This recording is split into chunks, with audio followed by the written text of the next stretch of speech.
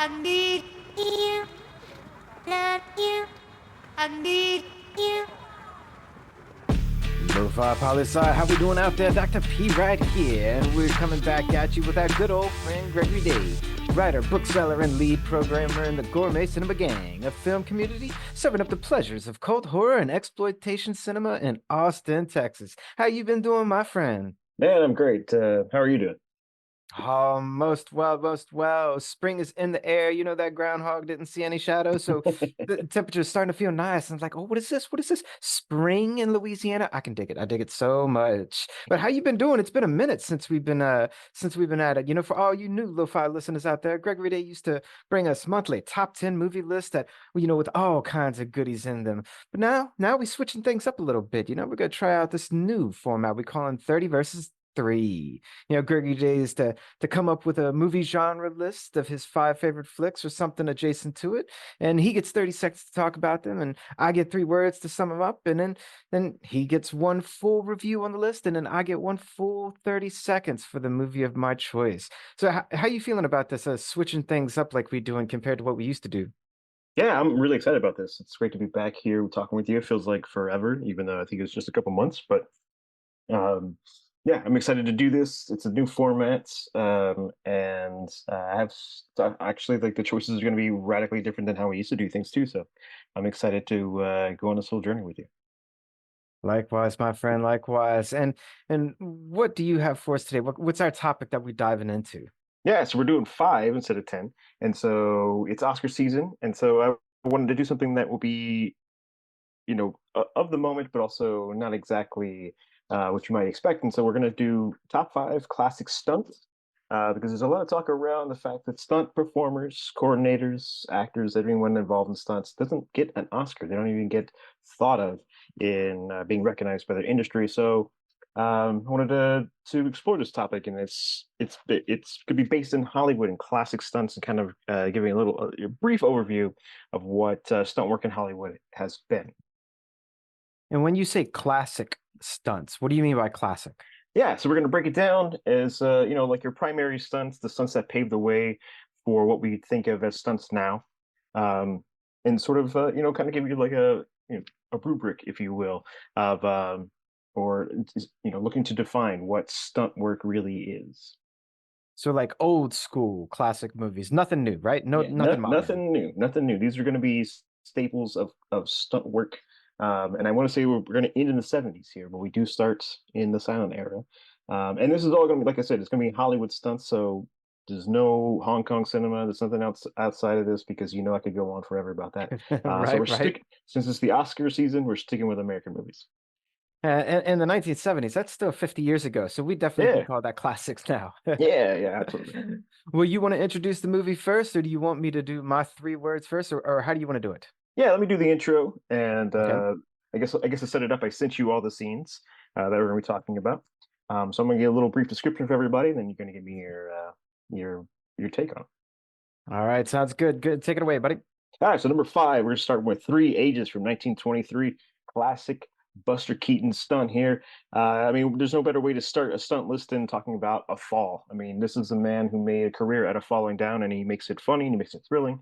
And this stunt is, for those of you who are unfamiliar with this, is him trying to jump from one rooftop to another, and he completely misses it, falls several stories down, which is thrilling, but also he makes a joke at it by sliding through a window and down a fire pole and then onto the bumper of a fire engine like it's a seat, so like nothing ever happens.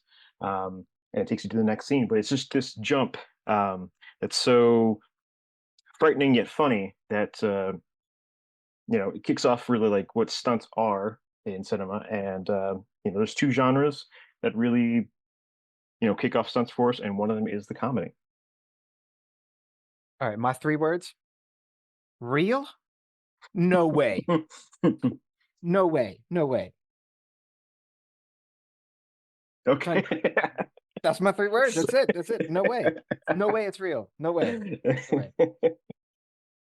All right, what do you got for us for your number 4? Yeah, so if we're talking about the staple genres of the stunt, comedy started off in the silent era, but also the western. And so whereas Buster Keaton was the star and the writer of everything of his film, this is not the case for our stunt performer in this movie, which is Stagecoach from 1939. This is a very famous stunt, which it's so old at this point, maybe many people haven't seen it, but it's your classic, the Native Americans are fighting the cowboys, but there's this really great stunt of a guy who's going to take over a stagecoach's run awry, and he jumps from the stagecoach to three different sets of horses to get the coach under control, and it's done all in one take. And this is there's no there's no cuts in it, and it's no movie magic. This is a man whose name is Joachim Canut, who I may mispronounce that. But this is a man who actually did that, and he did it on screen. And this is why it's like thrilling cinema. And this is why we love it.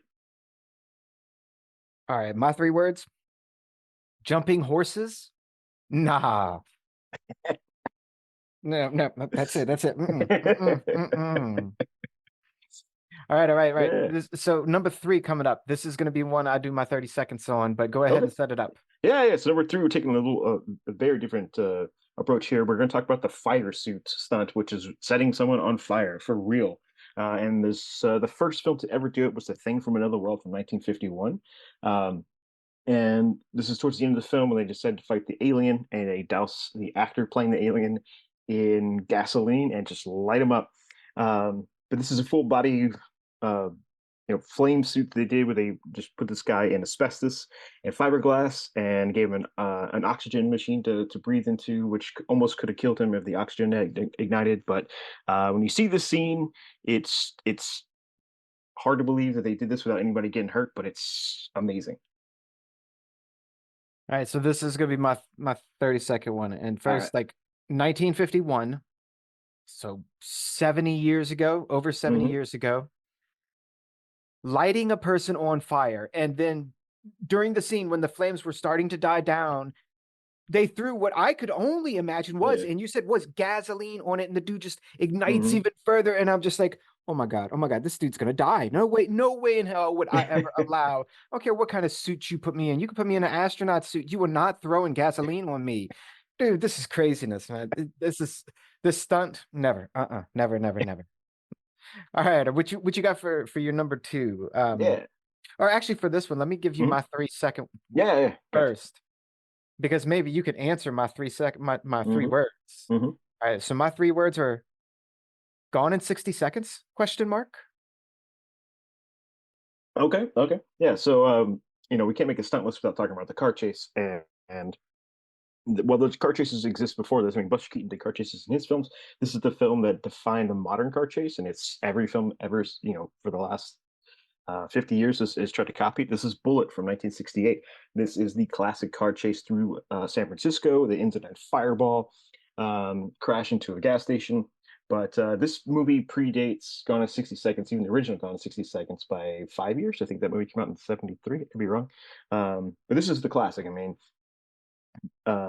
it set the standard for everything after this. Like real guys driving cars through the city, smashing them up. And it's still hard to beat today. All right. Yeah, I totally got the Gone in 60 Seconds vibe. Totally. Yeah. All right, and your number 1, your classic stunt of all time. Yeah, so this might be not what you're expecting, but I'm talking about the bar fight from the film Hooper in 1978.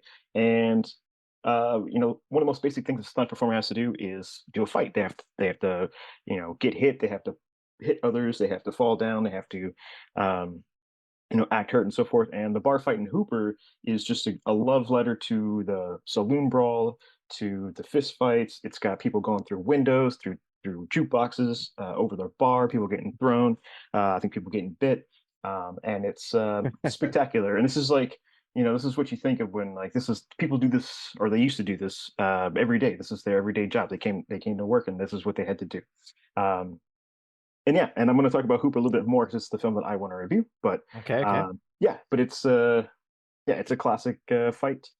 And I think nothing sums it up better than watching a film like this where you have, or scene like this where you have, 20 people doing it. To help to give you something to go off to, my 3 words: a lot of choreography. Yeah. Yeah, so to talk about Hooper a little bit, it's the Burt Reynolds vehicle.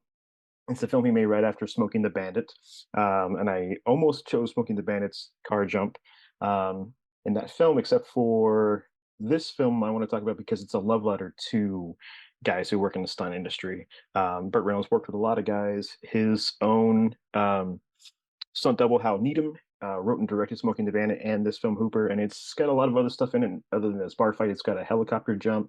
It's got a huge, death-defying car jump at the end. That's amazing. But what this film really does is talk about the effects this kind of lifestyle has on people, their personal relationships, what the toll it takes on their bodies, and then like how at this time it's come out in '78. It's like where stunt guys like this, sort of working class guys, are getting pushed out by people who are doing more special effects driven stunt or special effects driven pieces in their films instead of stunts. And so it's kind of like the this guy's getting pushed out, and they don't really have much to show for except for bad knees and concussions and things like that. And so, and plus, it's just a funny film. I mean, it's Burt Reynolds, being Burt Reynolds in the movie. I mean, he's great. And so yeah, I want to talk about this or spotlight this film because it's it really shows the lifestyle of people who put their bodies on the line for our entertainment, and they don't really get honored in the way that everybody else does. I mean, um, it's kind of ridiculous they don't get an award in their industry or recognized by their industry the way many other people do.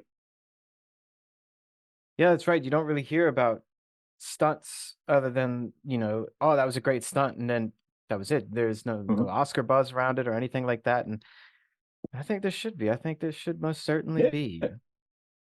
And there we have it, Gregory Day's top 5 classic stunts. Number 5, Buster Keaton jumps and falls in 3 Ages from 1923. Number 4, the Stagecoach jump from Stagecoach in 1939. Number 3, the fire suit stunt from The Thing from Another World in 1951. And number 2, the car chase from Bullet, 1968, and the bar fight from Hooper, 1978. And I'll just say, though, the one I would have put number 1 was the Buster Keaton one, and because that was just unbelievable falling from those. But that's it. Yeah. That's it. But I have a question for you. One Huh? question for you. Sure. If you had to rank classic stunts versus modern stunts, which one do you think is better, and Uh, why? And yeah. why? I mean, and why? Yeah. I mean, I am more partial to classic stunts because I think they're not assisted by sort of the CGI where we could cut people out and make them do things and manipulate those sort of things where it's I think well there's still a lot of people who do great art form um around stunts, and it's a lot safer today. Classic stunts is like there's not a lot of support you can get in post production, so you got to do it, you got to do it right, and you got to make sure you can do it again tomorrow or that you don't hurt yourself or your colleagues. I think it's different now than it was back then. I mean, back then they had to do things as they were because they didn't have that support. But I do think there's an art to it that doesn't quite come through the way it does today. Yeah, I will say I think that I agree with you to a degree. Although when I think of like choreographed fight scenes, I Hmm. do automatically have to go to like Hong Kong cinema and Chinese cinema and like Hmm. martial arts films. But like today, especially Hollywood, is all about safety, and for good reason. You don't want people to die, Sure. Yeah. Yeah. because a lot of people did get injured and died doing stunts or setting up action pieces for different movies. Hmm. Like I just thought about I saw it again in the news that the Alec Baldwin film that a person died because Yeah. they had a blank in a gun, but it wasn't a blank. And Yeah. I was like, that also made me think of just recently, like The Crow remake is coming out, and Hmm. Brandon Lee, Bruce Lee's son, famously died on the action film The Crow because they were Hmm. shooting blanks and someone put a real bullet in a gun. Yeah. And like now people are moving so much away from that, even to the extent like you think of the John Wick franchise, which there's probably no other movie franchise that has more gunfighting, Sure. Hmm. period. Yeah. And they don't use blanks Yeah. on those films. Like all of that done is post-production CGI, and they just pretend like the gun is firing when they act. So it's like, it's all about safety now. And you know what? Honestly, I think it's a good thing, because no one should be dressing up in a suit and have gasoline thrown on them for our entertainment. That's just craziness, that fire suit scene, man. Oh, Yeah. But I will say that there's a science and some technicality to a lot of the stuff that I think is lost. Like for you to set yourself on fire like that, you have to know how to do it, how to do it safely, right? So you have to know like what chemicals you're using, how long things burn, how to dress yourself in character, and it's a controlled environment. And so I think a lot of that you could do it 100 times if you want because you're using CGI. And so it doesn't, and it also doesn't have a believability to it if you're doing a lot of it with computer generated effects. And so I understand there's a lot of things that could be done for safety, but I also think there's a lot of stuff that's you kind of lose a lot of stuff, especially like with car chases. And there's only 2 cars in the whole scene, and every other car in the chase is computer generated. So this is like a lack of skill, I think, in a stunt performer. Um, to the stunt performers' ability that they're not really having to do so much, not really having to think about physics and the stakes involved. So yeah, I think there's a give and take with modern stuff, but for me, it's got to be all about that classic stuff. I agree. I ultimately have to agree with you. The classic stuff looks more real because it was more Yeah, real, yeah, and because yeah, because today we're concerned about safety just a yeah, little bit more. Not all the time, because they're still doing some crazy stuff out there, but yeah, yeah. you know. But I love it. Gregory Day, before we head out for the day, why don't you tell the good folks where to find you on the interwebs and what you got going on lately now with the Gourmet Cinema Gang? Yeah, so Gourmet Cinema Gang, which is a little bit different from Hipsville, is Hipsville was only, a web-based. Now we're actually out programming films here in Austin. So if you are listening to this and you're in town, you want to check out something we're doing, you can follow us at Gourmet, spelled GOREMET _ cinema _ gang on Instagram and on Threads. And we're going to be at Oddwood Brewing on Saturday, March 9th at 10 p.m. to watch Deadbeat at Dawn, a real scuzzy indie gang warfare flick, and then we're going to be screening Rabid, the David Cronenberg um, zombie pandemic film from the 70s at the East Side Cinema here in town on Thursday, the 21st of March. That's so awesome. When I go to Austin, I'm definitely going to check you out, brother. Hell yeah. Yes, indeed. And that's just a snap of what's going on in the world today.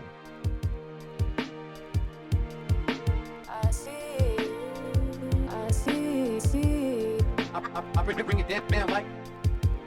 Lofi Poli Sci is more than just me. It's the we that we be. Pickering and Date, signing off. Adios, folks.